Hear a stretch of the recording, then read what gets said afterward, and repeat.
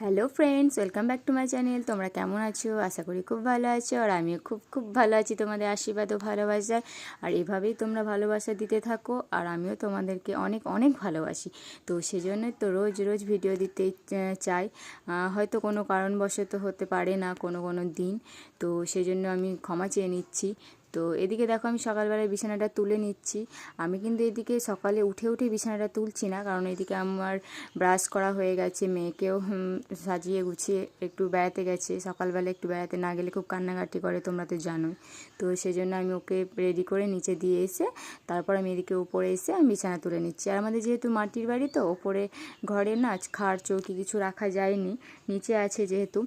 আর এখানে আমরা মেঝেতেই শুই, একটু ভালো করে গদি করি দিয়ে মেঝেতেই শুই।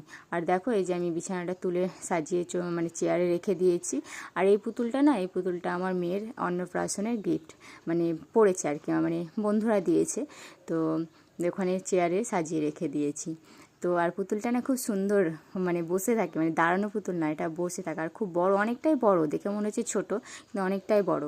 আর এদিকে আমার সব হয়ে গেছে। তো এদিকে আমি প্রথমে গ্যাসটা মুছে নিই, মানে সকালে উঠে আমি গ্যাসটা মুছি, চাটা হয়ে যায় তারপর আমি ভালো করে গ্যাসটা মুছে দিই। রাত্রে যেহেতু এটা ওটা করা হয় তো মোছা হয় না, তো আমি সকালবেলা উঠে মুছে দিই।